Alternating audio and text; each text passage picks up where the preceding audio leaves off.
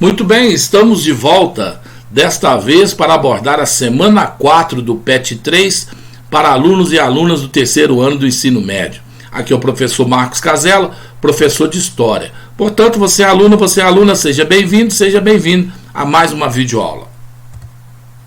Semana 4 do PET 3, terceiro ano, ensino médio, tema: os governos totalitários e a Segunda Guerra Mundial. Você vai identificar os motivos que levaram ao surgimento do fascismo na Itália, do contexto do pós-guerra e sua consolidação e difusão a outros países no âmbito da Grande Depressão que se seguiu à crise de 1929. Vai compreender também que a teoria nazista da superioridade alemã e pureza da raça ariana está diretamente relacionada às práticas de segregação seguidas pelo extermínio de judeus e de outros grupos sociais minoritários. Além disso, vai reconhecer que a Segunda Guerra Mundial foi o resultado das tensões econômicas e geopolíticas herdadas da Primeira Guerra Mundial e acentuadas pelos efeitos da crise de 29, que favoreceu o estabelecimento dos Estados Unidos, ou melhor dizendo, dos estados totalitários, militaristas, revanchistas e belicosos. Vamos então partir para a nossa análise, né? O nazifascismo e a Segunda Guerra Mundial. O velho mundo, desde o início da Grande Guerra, esteve afundado em um mar de tragédias, aprofundado ainda mais ao longo das décadas seguintes, período marcado pelo fortalecimento dos nacionalismos e por uma constante estabilidade econômica. Nesse contexto, a crise de 1929 teve papel central ao internacionalizar um cenário de caos social, onde os índices de desemprego cresciam a cada dia. Ora, aí está a questão falando o quê? Que o nazismo, né, os regimes nazifascistas, encontraram aí no pós-crise de 29 um terreno fértil, né, para as suas ideias. Esse texto aqui trata disso com carinho, né? Vamos analisar então. Será justamente nesse cenário caótico que ganhará espaço na sociedade europeia um perigoso debate acerca da validade da democracia e do liberalismo. Muitos dos governos que representavam tais ideias se mostravam ineficientes, principalmente no combate ao colapso econômico e ao engrandecimento do socialismo soviético. Então vamos pensar, aliado à questão da crise de 1929, nós temos também o socialismo soviético, que ganhava força dentro desse contexto. Então a ameaça, né, entre aspas, dos soviéticos, aliado ao terreno fértil deixado pela devastação da crise de 1929, vai ser o campo aí propício para a propagação de novas ideias. Concomitantemente, um número cada vez maior de indivíduos passou a ver com bons olhos o fortalecimento de dirigentes centralizadores, persuasivos, na luta contra os perigos do liberalismo e os excessos da democracia. Vamos pensar isso tudo entre aspas, tá ok? A ele seria permitido, inclusive, o uso de estratégias violentas e autoritárias na difícil tarefa de salvar a Europa do atual estágio em que se encontrava. Através do partido fascista, Benito Mussolini foi um dos grandes governantes que chegaram ao poder na Europa, após a grande marcha sobre Roma, né, representando tais valores políticos. O fascismo italiano se apresenta assim como o pioneiro dos chamados regimes nazifascistas, inaugurando a ascensão de uma série de outros semelhantes ao poder. A gente pode perceber aonde, então. Salazar em Portugal, dando origem ao chamado salazarismo, o franquismo na Espanha, na pessoa do Franco, e o nazismo na Alemanha, personificado na pessoa de Adolf Hitler. Primeira questão a ser analisada, a ideologia fascista. Denominamos fascista os movimentos e os regimes políticos ditatoriais que se propagaram na Europa entre as duas grandes guerras, com destaque para a Itália, o fascismo propriamente dito, e a Alemanha, o nazismo. A palavra fascista vem de fácio, né? que significa feixe, se remete ao Império Romano, né? Feixe de lenhas amarrado, que aquilo torna-se difícil de ser dobrado e quebrado, né? Esses regimes apresentaram grande diversidade doutrinária, mas possuíam características comuns, por serem o quê? Qual característica comum que a gente pode enxergar tanto no nazismo quanto no fascismo? Serem antidemocráticos, antiliberais, anticomunistas, e por conseguir mobilizar o apoio em vários segmentos da população, com especial destaque para as classes médias, expoliadas, né, retiradas do seu conforto de classe média pela Primeira Guerra e pela Grande Depressão. Análise número 2, princípios fascistas. Tendo alcançado grande força na Europa do pós-guerra, o fascismo se disseminou por diversos países do continente, cujos partidos fascistas procuravam imitar os princípios básicos da organização do Estado, apresentado pelo nazifascismo ítalo-germânico, ou seja, a inspiração qual que era? Nazifascismo da Itália e da Alemanha, né? Vamos pensar dentro desse contexto. No Brasil, durante a era Vargas, a influência fascista também foi identificada, principalmente na Ação Integralista Brasileira, a AIB, liderada por Plínio Salgado. Portanto, podemos identificar aqui no Brasil os integralistas de tendência nazi-fascista, liderados por Plínio Salgado. Os integralistas, também denominados camisas verdes, utilizavam o símbolo sigma e a saudação Anauê. A letra sigma é a letra do alfabeto grego que representa a somatória. E também faziam desfiles marciais, né, com saudação nazista. É importante destacar ainda que na atualidade é possível identificar a atuação de grupos com esse viés fascista, nazista, racista. Aqui no Brasil, por exemplo, né, na atualidade, a gente pode encontrar aí nos carecas do ABC, que são homofóbicos, antinordestinos, né, antinegro, né, pregam contra os negros, contra os nordestinos, contra os homossexuais, e ali podem ser encontrados ali na região do ABC paulista, envolvido sempre aí em alguma confusão, né? Olha, nesses quadros aqui que a gente coloca a seguir, a gente pode perceber o primeiro aqui, o Anauê, a saudação dos integralistas, a letra sigma, que significa somatória, ou seja, você deve somar e você é uma parte do Estado. Vamos pensar o Estado como um corpo. A cabeça do Estado é o culto ao chefe. No caso do Brasil, Getúlio Vargas. No caso da Alemanha, Adolfo Hitler. No caso da Itália, Benito Mussolini. No caso da Espanha, Franco. No caso de Portugal, Salazar. Então vamos pensar o seguinte: os estados nazifascistas, ele tem uma ideologia corporativista. Você pertence a um corpo. O Estado é visto como um corpo. E quem manda no corpo é o cérebro. Então quem manda no corpo é o governante, é o culto à personalidade do chefe. E você tem que estar incluído dentro do Estado. Ou seja, olha esse cartaz aqui, olha. O indivíduo apontando e falando, olha, integralismo. Fora do integralismo não há nacionalismo. Ou seja, você tem que estar dentro do Estado. Tudo dentro do Estado.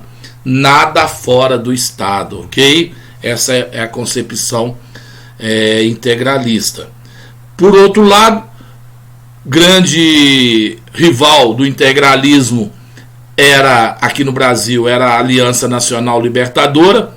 Aqui aparece no cartaz convocando para um grande comício, liderada por Luiz Carlos Prestes. E aqui também a sede, né, em cima a sede da Aliança Nacional Libertadora. Vamos pensar que ela tinha um viés socialista, alinhada com as doutrinas da União Soviética, e foi perseguida aí durante o governo Vargas. Terceira análise, a Segunda Guerra Mundial. As origens da Segunda Guerra Mundial podem ser encontradas nas consequências políticas e socioeconômicas do conflito de 1914 a 1918. especialmente no aparecimento das ditaduras fascistas e na crise econômica da década de 30. Então, mais uma vez aí a questão do contexto de surgimento das ideias nazifascistas. Dessa forma, o período que se estende de 19 a 39, conhecido como período entre guerras, nada mais foi do que uma época de armistício forçado, durante a qual uma frágil superfície de paz, as tensões se acumulavam até explodirem, mais uma vez dando origem aí à Segunda Guerra Mundial, tá ok? Winston Churchill, primeiro-ministro inglês, em seu discurso realizado no parlamento em 1941, reconheceu: essa guerra, de fato, é uma continuação da anterior, ou seja, da primeira, à medida que a democracia liberal foi cedendo lugar aos novos estados de orientação ditatorial. Foi decaindo o prestígio das nações vencedoras da Primeira Guerra, como França e Inglaterra, que mantiveram regimes liberais e enfrentaram grandes problemas internos de reconstrução econômica e de união nacional. Então vamos pensar o seguinte: contexto de surgimento. Por que na Europa todo mundo deixou a ascensão desses regimes, não fizeram nada até explodir na Segunda Guerra Mundial? Por causa da ameaça, tinha medo do chamado socialismo soviético, né? Então é melhor, muitos países pensavam, é melhor eu ter um vizinho aqui ditador do que eu ter um vizinho socialista soviético, tá ok? Então essa era a questão de muitos países. Quarta questão a ser analisada aqui pela gente: o Holocausto. Quando os campos de concentração no leste europeu começaram a ser libertados pelos aliados no inverno de 1944 e 1945, as imagens das pilhas de cadáveres e dos corpos esquálidos dos sobreviventes do extermínio chocaram o mundo. Aí se pergunta, né? O mundo sabia do que estava acontecendo nos campos de concentração? O Holocausto, a solução final, a morte em massa de judeus? Aí a gente pensa, o ódio aos judeus foi inventado por Adolfo Hitler? Não, então vamos buscar nossas origens aqui, então, bíblicas, né? Vamos pensar em Jesus Cristo. Jesus Cristo foi condenado, né? Pôncio Pilatos lavou a mão. Quem pediu a condenação de Jesus Cristo foram os judeus. Então, os judeus são acusados pela morte de Jesus Cristo. Já começa aí. Segunda questão: durante a Idade Média, a Europa viveu um período devastado pela chamada peste negra, que na verdade é conhecida como peste bubônica, transmitida pela pulga que habita o rato, né? E quem trouxe esse rato para a Europa contaminado? Eram também acusados os judeus. E Adolfo Hitler acusava os judeus de ter o monopólio do dinheiro, os grandes bancos estarem na mão de judeus. E ele acusava esses judeus de serem o quê? Exploradores, cobradores de juros, né? Agiotas. E aí, então, quer dizer, esse ódio, Hitler só pegou uma coisa que já existia e potencializou esse ódio aos judeus, baseada na sua famosa teoria de uma raça superior ariana, né? Que também vai buscar lá na questão dos germânicos, né? Dos povos bárbaros germânicos. Mesmo acostumado com a dureza da guerra, os soldados se impressionaram com o que viam: a sumária eliminação dos judeus pela máquina nazista, alimentadas pelo preconceito e pela falta de ideia da superioridade da raça ariana, né? Então, podemos, judeus irá contaminar, né? Aí entra uma questão: o judeu, para Hitler, para Adolfo Hitler, o judeu era visto como um rato. Na maioria dos filmes de propaganda nazista, pelo grande amigo e arquiteto de Hitler da propaganda nazista da Alemanha, Gabriel, colocava vários filmes do judeu como rato. Então o que era? Mostrava: se você está com um rato que chegou dentro da sua casa, você vai procurar uma ratoeira, uma armadilha para exterminar esse rato. Então se propagava desde novinho nas crianças que aquele judeu era visto como um rato. E se existe um rato dentro de casa, nós temos que eliminá-lo. Então justificava por teorias absurdas, né? a eliminação dos judeus. E isso era propagado em massa. Hitler soube como ninguém usar, através de Goebbels, usar a propaganda, a máquina nazista de propaganda, com filmes, documentários, mostrando a superioridade da raça alemã, mostrando o judeu como um rato que abandona um navio, são os primeiros a abandonar os navios. Então, quer dizer, toda essa questão foi difundida por Adolf Hitler durante o seu governo. Essa prática, que resultou no desaparecimento de cerca de 2/3 dos judeus europeus, não foi alcançada, evidentemente, sem resistência, como, por exemplo, a famosa Batalha do Gueto de Varsóvia, na Polônia, e até mesmo as pequenas estratégias cotidianas, que envolviam contrabando de víveres e fugas. Portanto, está aí, né? O slide a seguir mostra imagens, né, do campo de concentração de Auschwitz, a famosa placa de entrada, né, que o trabalho te libertará, né, até parece uma ironia, né? Aqui a chegada dos trens trazendo os judeus, né, as chaminés, famosas chaminés das câmaras de gás, e aqui uma foto tirada pelos aliados quando libertaram os judeus nesse campo de concentração. Mostra aí os judeus esquálidos, né, definhando, morrendo, né, sem nenhum apoio, tá ok? E agora, dentro desse contexto, a gente analisa também Vinícius de Moraes, o grande poeta brasileiro Vinícius de Moraes, escreveu um poema com o fato da Segunda Guerra Mundial, que foi o lançamento das bombas atômicas sobre as cidades de Hiroshima e Nagasaki pelos Estados Unidos, né, para forçar a rendição dos japoneses e também mostrar o poderio, a descoberta da nova bomba, né, e colocando ali uma ameaça aos soviéticos, né.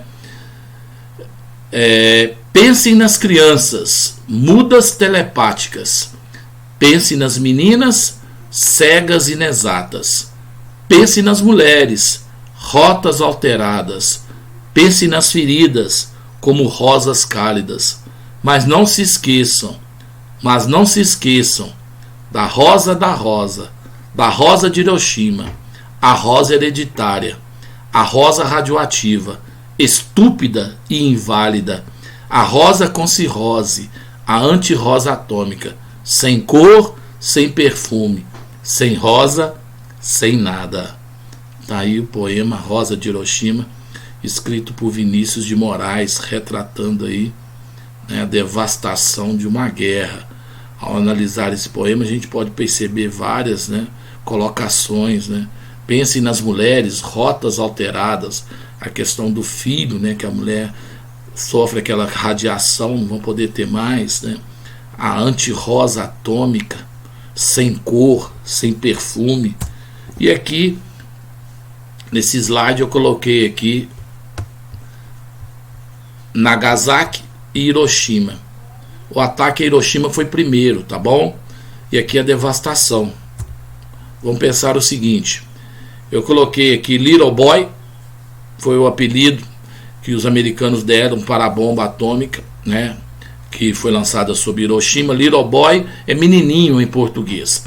É o código de uma bomba atômica lançada sobre Hiroshima, no Japão, no dia 6 de agosto de 1945, uma segunda-feira, ao término da Segunda Guerra Mundial, forçando a rendição japonesa. Qual a diferença do Little Boy para o Fat Man, das duas bombas? A Little Boy era feita de urânio, né? Urânio U-235, né? Que é o urânio 235, urânio radioativo. Repare que ela é diferente, né? Os Estados Unidos testou duas bombas para ver o efeito. E depois, né, 3 dias depois, ele lançou sobre Nagasaki, a cidade de Nagasaki, a bomba chamada de Fat Man, em português, homem gordo. Porque ela tá, né, você repare que ela parece, né, bem gordinha. Foi o código da bomba lançada sobre Nagasaki, no Japão, pelos Estados Unidos, dia 9 de agosto de 1945. O elemento radioativo aqui, no caso, era o plutônio. Então ele quis testar a devastação do urânio, primeiro em Hiroshima, na bomba Little Boy, e depois Fat Man, a bomba chamada de Fat Man, homem gordo. material radioativo plutônio. E aqui a imagem em cima mostrando a devastação, uma coisa horrorosa. Fora a radiação que permanece por anos, né, a fio, né, triste.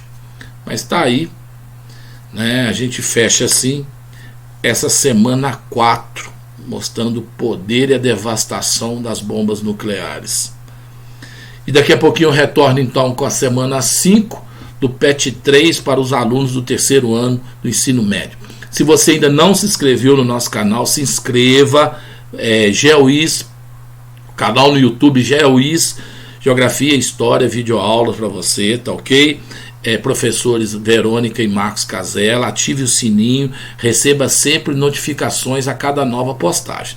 Dá um tempinho para mim aí, por enquanto você que esteve comigo até agora, muito obrigado. Eu retorno já trazendo a semana 5. Só um tempinho.